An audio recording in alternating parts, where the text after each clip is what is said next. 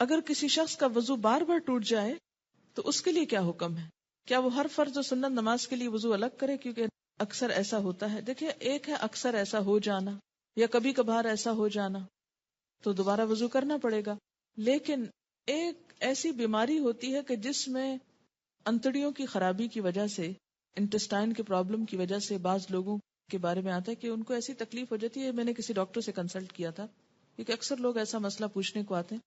تو وہ جو ایسا پرابلم ہو، جو ایک بیماری ہو، تو اس میں اگر ایک رکعت کی دیر بھی نہیں کسی کا وضو رہتا تو اس میں کیا ہے کہ انسان، یا یہ کہ کسی کو وہم ہی لاحق رہتا ہے، تو ایک دفعہ وضو کر کے ایک نماز اس سے پڑھ لے.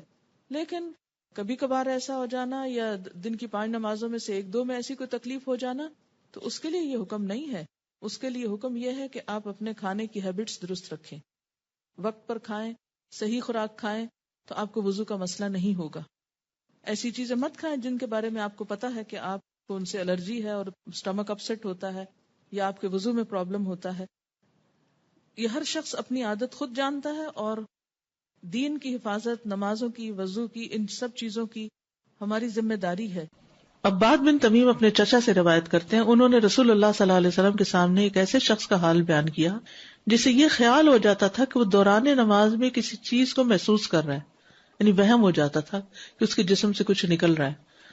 آپ نے فرمایا وہ نماز سے اس وقت تک نہ مڑے یا نہ پھرے جب تک ہوا نکلنے کی آواز یا بو نہ پائے.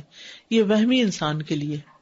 عام حالات میں انسان کو جب ہوا نکلتی ہے تو پتہ چل ہی جاتا ہے، تو وہ عام اس کو نہ لے. یعنی محض شک کی بنیاد پر یا وہم کی بنیاد پر یا جسم میں ایسے ہی کوئی سرسراہٹ ہوئی ہے اس کی بنیاد پر وہ یہ نہ سمجھے کہ اس کا وضو چلا گیا ہے جب تک کہ واضح علامت نہ ہو. اب بعض اوقات یہ 2 علامتیں بہت واضح نہیں ہو سکتی، لیکن انسان کو یہ پتہ چل جاتا ہے کہ اس کے جسم سے ہوا نکلی ہے، تو اس وقت اس کا وضو نہیں رہے گا. لیکن محض وہم کی بنیاد پر نماز نہیں توڑنی چاہیے، کیونکہ بعض لوگ وضو کر ہی نہیں پاتے، 10-10 15-15 دفعہ وضو کرتے رہتے ہیں کہ شاید ان کے جسم سے پھر کچھ نکل آیا، تو وہ صرف شیطان کا وسوسہ ہوتا ہے. اس کو اہمیت نہیں دینی چاہیے، بس ایک دفعہ صحیح طور پر وضو کر لینا چاہیے. اور اگر یہ 2 علامتیں محسوس ہوں وضو کے دوران یا پھر نماز کے دوران تو دوبارہ وضو کر لینا چاہیے. سہل بن حنیف سے روایت ہے، انہوں نے کہا مجھے مزی کی وجہ سے بہت مشقت برداشت کرنی پڑتی تھی، کیونکہ میں اس کی وجہ سے بہت کثرت سے بار بار غسل کرتا تھا. ہر دفعہ جب کوئی ایموشنل ایسا فیلنگ آئی اور اس سے جسم سے کچھ پانی نکلا تو میں پھر نہانے لگ جاتا، پھر نہاتا، تو بڑی مشکل میں تھا. تو میں نے رسول اللہ صلی اللہ علیہ وسلم سے دریافت کیا تو آپ نے فرمایا تجھے اس سے وضو کافی ہے. میں نے کہا اللہ کے رسول جو میرے کپڑے کو لگ جائے میں اس کا کیا کروں؟ فرمایا تجھے پانی کا ایک چلو کافی ہے، جہاں تیرا خیال ہے کہ وہ تیرے کپڑے کو لگ گئی ہے وہاں چلو بھر کے چھڑک دو، بس. ہر وقت استنجے کی بھی ضرورت نہیں. اس میں آپ دیکھیے کہ وضو ٹوٹنے میں ایک اہم اصول اگر آپ یاد رکھ لیں تو اس میں بہت سے مسئلے حل ہو جائیں. کیونکہ ابھی میں نے اس کا ذکر کیا تو آپ کہیں گے لکوریا میں کیا ہوتا ہے، تو کبھی کوئی اور بیماری کا نام لے آئیں گے، کبھی بواسیر کی بات کریں گے، کبھی کسی اور چیز کی بات کریں گے.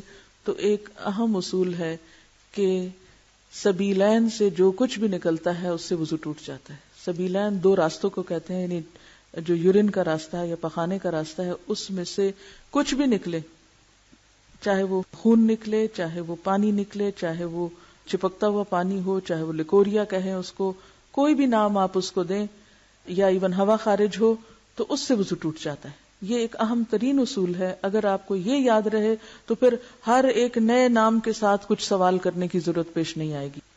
تو کچھ بھی نکلے جو جسم پر محسوس ہو تو اس کو دھو کر، یا اگر دھونے کا موقع نہ ہو تو ٹشو سے صاف کر کے.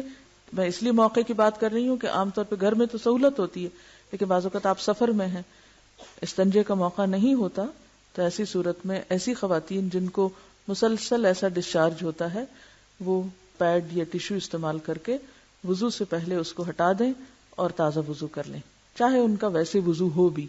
تو چونکہ سبیلین سے کچھ بھی نکلے تو وضو نہیں رہتا، اس لیے اس نجاست کو صاف کرنا بھی ضروری ہے اور اس کے ساتھ دوبارہ وضو کرنا بھی. وضو کے بغیر نماز قبول نہیں کی جاتی.